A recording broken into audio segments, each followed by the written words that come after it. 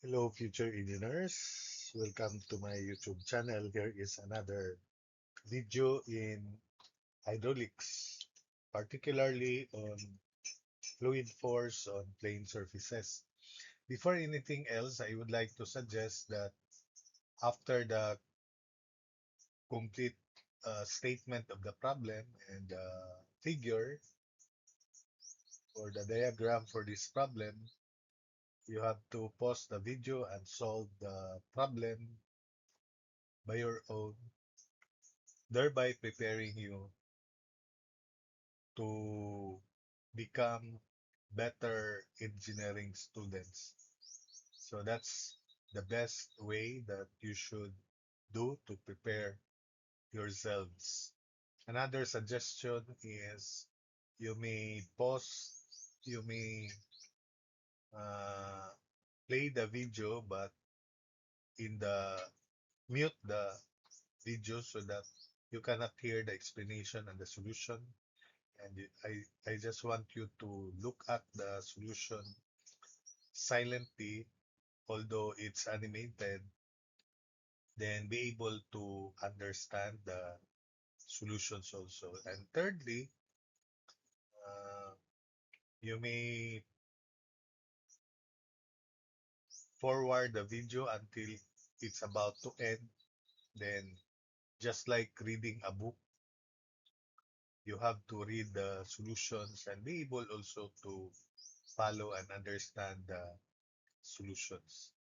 Those are the three suggestions that I can make for you to improve yourselves analytically and in preparing for your evaluation or for your board exam. Those who are now reviewing their uh, course, it may be in mechanical engineering or in civil engineering for your licensure exams. But for those who cannot uh, make it, then it's not good to just listen, play the video, listen, and follow the uh, solution because it will not improve your thinking. So only the three suggestions I made will have better chance for you to improve. So here we go. The rectangular gate shown will collapse if hydrostatic force acts above the hinge. What is the maximum height of the rectangular gate 8 sub r so that it will not collapse? There are three cases. For part A, the value of A is 0 and the pressure is 0. For B, A is 1 and P is 0. And for C, A is 1 and P is 20 kilopascals. So we have to use the principles in hydrostatics. I presented two solutions here. This is the first part of the video. The second part is 29A. And the solution for that case is different. So let's focus on the principles in hydrostatics. So this is the figure. The location of the hinge is 1 meter, so that if the location of the hydrostatic force is above the hinge, then it will turn about the hinge. So it will collapse. So that if so that the gate will not collapse, the force should its line of action should pass through the hinge. And of course, the principle it is perpendicular to the gate as shown in the figure. So the distance of the centroid or center of gravity of the gate to the hinge is of course thought of as the center of pressure is denoted by E sub Vp. Because A is 0, so that means the water surface coincides with the top of the gate. And by principle, the location of the center of pressure is 2/3 of the height of the gate. because this is rectangular. So that means this distance center of pressure to the bottom is 1/3 the height of the gate. So for that case, pressure at A is 0. So 1 meter should be greater equal to, this is 1/3 of H sub R by principle because A is 0. So H sub R therefore is less than equal to 3 meters for part A. For part B, A is 1 and pressure is 0. So Hg this time is 1 meter A plus, of course, the Hg is the vertical distance from the water surface exposed to the atmosphere or exposed to zero pressure down to the center of gravity or centroid of the gate.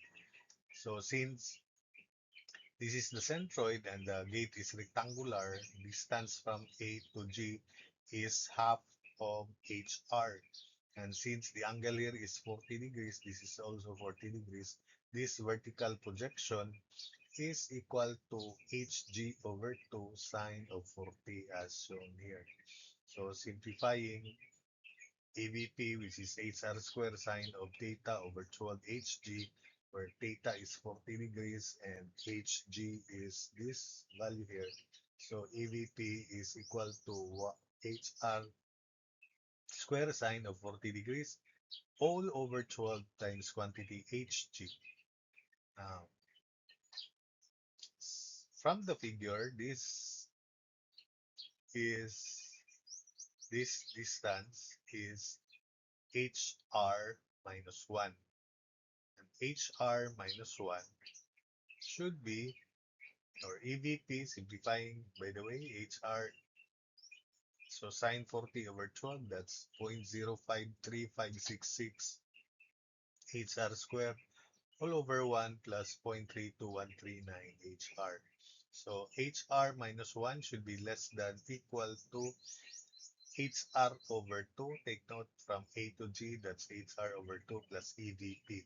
Substitute the value of EVP and take note that HR minus HR over 2 is HR over 2 or zero point 0.5 of HR. Then minus 1 is less than equal to EVP and EVP is equal to this. And we cross multiply. Take note that HR over 2 is zero point 0.5 HR times 1, so that would still be zero point 0.5 HR plus 0.1607 HR square, then minus 1, then minus 0.32139 HR equals 0.0535666 HR square. Combining like terms, simplifying, we have 0.107134 HR squared plus 0.17861 HR minus 1 is less than equal to 0. Then using your high-tech calculator, solving for HR, so HR should be less than equal to 2.333 meters. Then, uh, for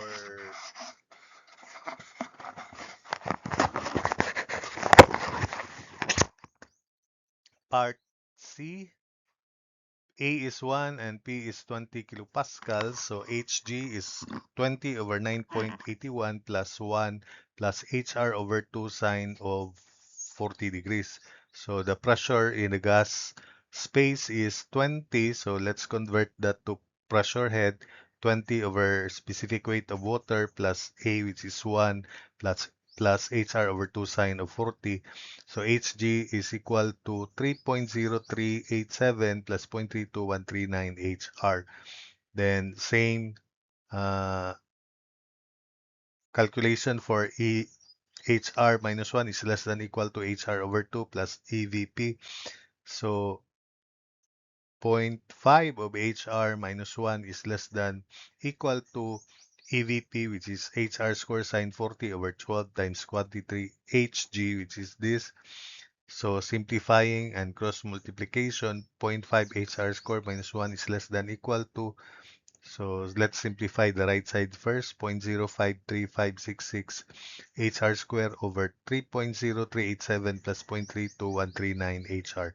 Cross multiply 1.5935 HR plus 0.1607 HR square minus 3.0387 minus 0.32139 HR less than equal to 0.053566 HR square. Combining like terms and simplifying, we have 0.107134 HR square plus 1.19796 HR minus 3.0387 less than equal to 0. So using your high-tech calculator, again, quadratic equation. So HR is less than equal to 2.131 meters. So that's it for this video.